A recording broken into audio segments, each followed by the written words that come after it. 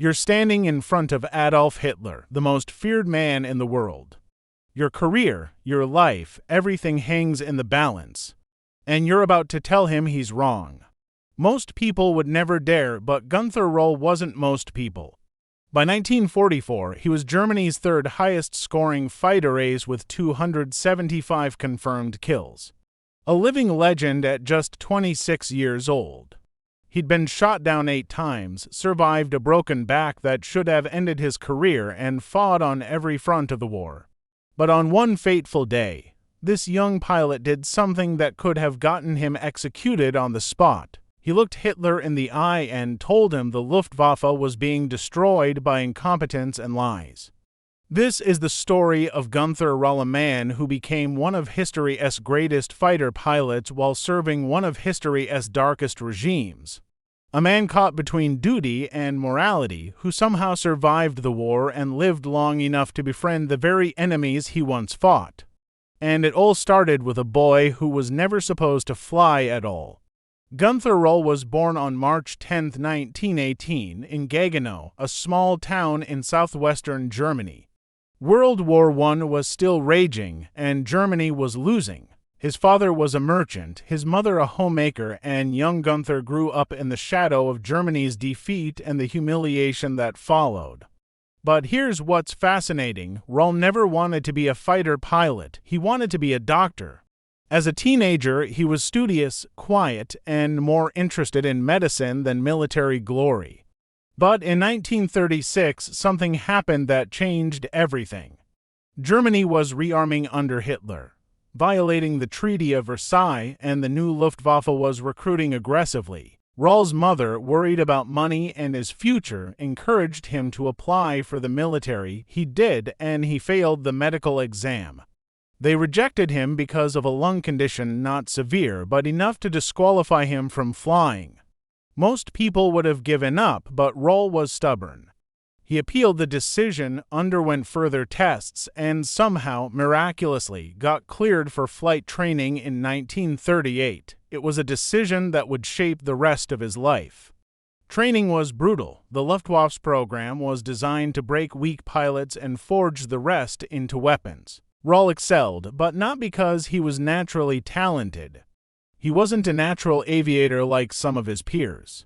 He made mistakes, crashed during training, and struggled with the basics at first. But he had something else, an analytical mind. He studied air combat like a chess game, always thinking 3 moves ahead. He learned to read his opponents, to anticipate their moves before they made them. And slowly, methodically, he became good, then great. By September 1939, when Germany invaded Poland, Rall was a freshly commissioned lieutenant. He was 21 years old, and he never fired a shot in anger. That was about to change. Rall's first combat mission nearly killed him. It was May 1940, during the invasion of France. He was flying a Messerschmitt Bf 109, the backbone of the Luftwaffe's fighter force. The aircraft was magnificent, fast, agile, deadly. But on his very first sortie, Rall made a rookie mistake. He fixated on an enemy aircraft, ignored his surroundings, and suddenly, bang, bullets ripped through his cockpit. A French fighter had gotten on his tail. Rall's aircraft shuddered, smoke pouring from the engine. He barely managed to crash land behind German lines, walking away with nothing but bruises and a shattered ego. His squadron mates mocked him mercilessly. Shot down on your first day, Rall. Maybe you should go back to medical school. He took it in stride. Because here's the thing about Günther Rall. He learned from every mistake. That near-death experience taught him a lesson he never forgot. Situational awareness is everything. Never fixate. Never assume you're safe. Always watch your back, and he never made that mistake again. Over the next year, Rall transformed. He flew mission after mission over France, then Britain during the Battle of Britain. His kill count started to climb slowly at first, then faster. By 1941, he had a dozen victories. Good, but not exceptional. Then came Operation Barbarossa. The invasion of the Soviet Union. This is where Rall became a legend. The Eastern Front was a meat grinder. thousands of aircraft clashing in enormous dogfights. Soviet pilots were often inexperienced, flying obsolete planes, but they were brave and relentless. Rall found himself in combat almost every day, sometimes flying 4 or 5 missions in a single day. And he started racking up kills at an astonishing rate. By the end of 1941, he had 36 victories. By mid-1942, over 100. His tactical genius was fully realized now. He developed a fighting style that was methodical and ruthless, getting close, aim carefully, one short burst, then break away. No wasted ammunition, no unnecessary risks. Other pilots called it Rall's style. His wingmen worshipped him because he kept them alive. Unlike many aces who were reckless glory seekers, Rall was a team player. He protected his squadron mates, shared credit, and refused to pad his numbers with maybes, but the war was brutal. Friends died every week. Rall watched men he'd trained with, laughed with, disappear into the vast Russian sky and never come back. The Eastern Front wasn't just dangerous, it was apocalyptic. And then, in November 1941, disaster struck. Rall was flying a mission over the Crimean Peninsula when his aircraft was hit by Soviet anti-aircraft fire. Not a dramatic dogfight, just random flak, a single shell exploding near his plane. The Messerschmitt's controls locked up. Rall struggled to keep it airborne, but the aircraft was going down fast.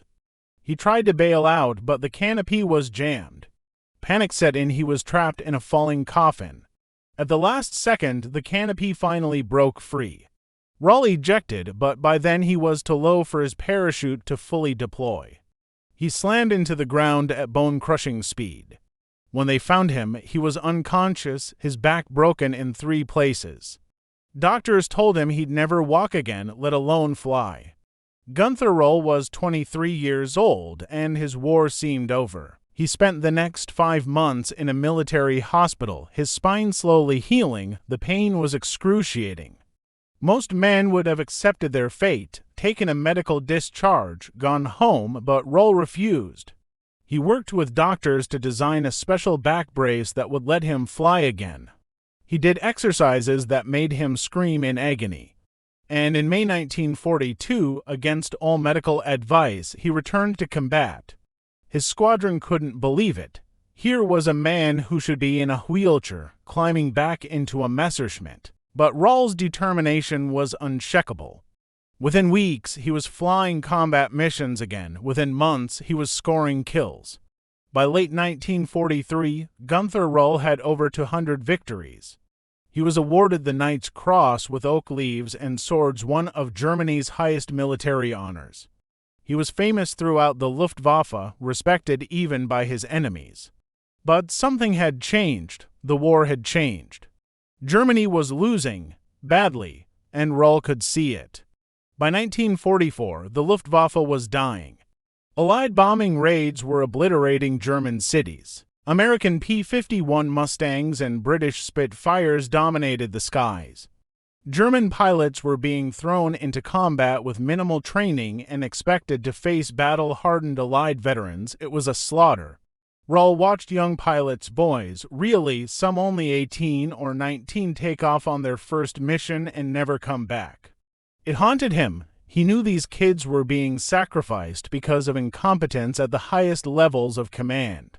The Luftwaffe's leadership was a disaster. Hermann Göring, the Reichsmarshal, was more interested in his art collection and morphine addiction than actually leading. Decisions were made based on politics, not military reality. Experienced pilots like Rall were ignored when they tried to offer advice, and the worst part, the lies. Göring would report to Hitler that the Luftwaffe was winning battles they clearly lost. He'd promise production numbers that didn't exist. He'd blame pilots for failures caused by his own incompetence. And Hitler, isolated in his bunker, believed it all. Rall couldn't stay silent anymore. In March 1944, he was summoned to the Berghof, Hitler's mountain retreat in Bavaria. It was supposed to be a ceremony, an award presentation for his 250th victory. A propaganda event, but Günther Rall had other plans. When he arrived, he found himself in a room with Hitler, Göring, and other high-ranking Nazis. The atmosphere was tense. Hitler was clearly unwell, his hands trembling, his eyes unfocused, but when he spoke, everyone listened. Hitler began praising the Luftwaffe's victories. He talked about the superiority of German pilots and aircraft. And Rall realized this man had no idea what was actually happening at the front, so he spoke up. Mein Führer, Rall said, with respect, "We are not winning. We are being destroyed." The room went silent. You could hear the clock ticking. Göring's face turned purple. Other officers looked at Rall like he'd just signed his own death warrant, but Rall kept talking. He told Hitler the truth, that German pilots were outnumbered 10-1, that they lacked fuel and ammunition, that training had collapsed, that the Luftwaffe's leadership was feeding him lies. He didn't sugarcoat it. He didn't backpedal. He just told the truth. Hitler stared at him. For a long, terrifying moment, no one moved. Then, unexpectedly, Hitler asked questions. What did Rall recommend? What needed to change? Rall laid it out: better training, more experienced leaders in command positions, honest reporting, tactical flexibility.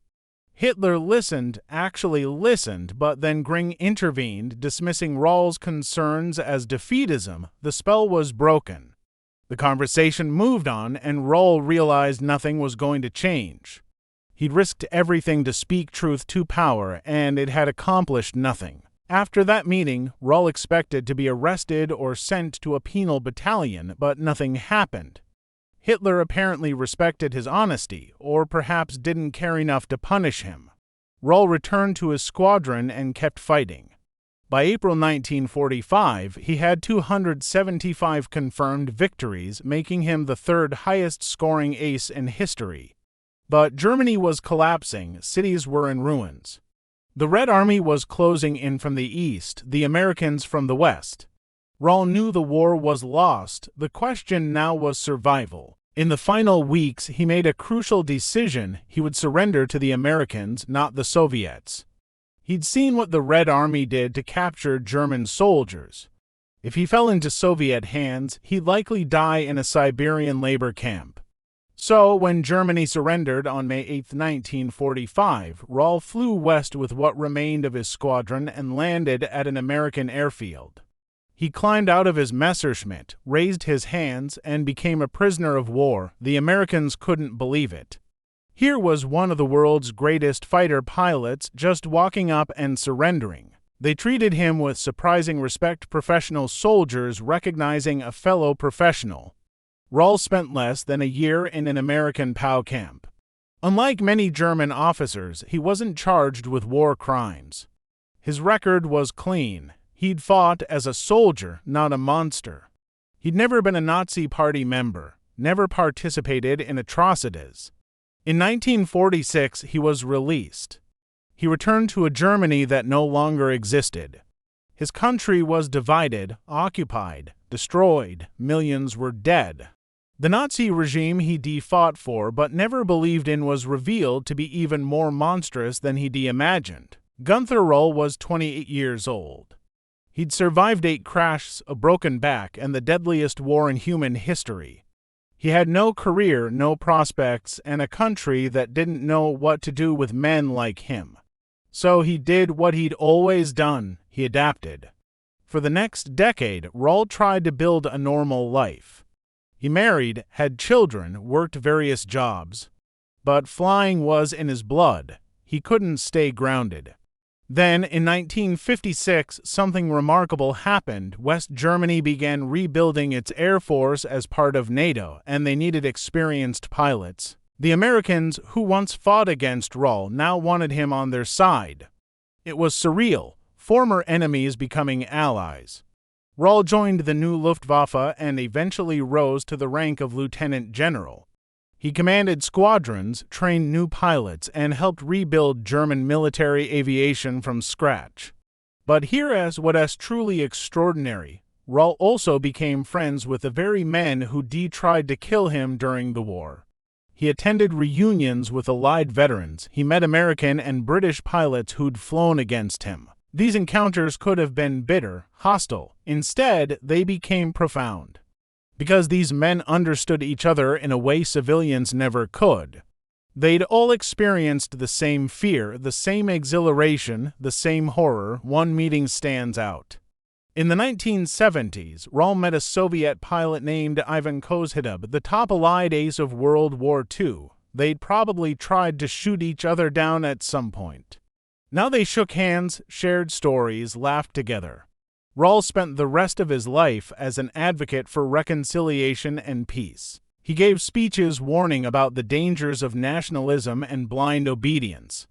He talked openly about his conflicted feelings toward his wartime service, proud of his skills and his protection of his comrades, but deeply troubled by the cause he'd served.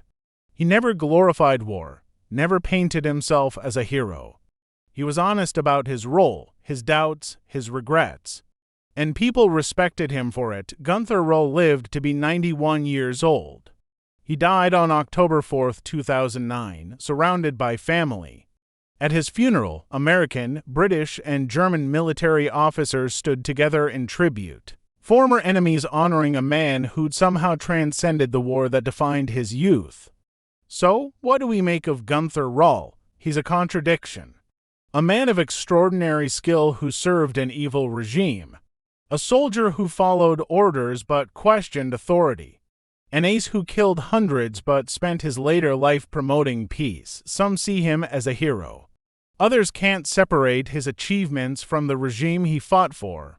The truth, like most truths, is complicated. Rall himself said it best in an interview years after the war. "I was a fighter pilot. I did my duty. But I was fighting for the wrong side." You can honor the warrior without honoring the war. His story reminds us that history isn't black and white. That good people can be caught in terrible systems. That courage isn't just facing enemy fire sometimes, it's speaking truth when silence would be safer. Günther Rall stood before Hitler and told him the truth. In a regime built on lies, that took more courage than any dogfight. He survived 8 crashes, a broken back, and a war that killed millions. He outlived his enemies and befriended them. He lived long enough to see his country rebuilt, reunited, and at peace. And in the end, he became not just a fighter ace, but a testament to the possibility of redemption, reconciliation, and the complex humanity that exists even in the darkest chapters of history. The boy who failed his first medical exam, the pilot shot down on his first mission. The ace with 275 victories, the man who confronted his dictator. The veteran who built bridges with former enemies, that was Günther Rall. And this was his incredible story. If you enjoyed this documentary, hit that subscribe button and check out our other stories about the individuals who shaped history. Next week, we're covering another incredible World War II figure whose story you've probably never heard. You won't want to miss it. Thanks for watching. And remember, history is never as simple as we think.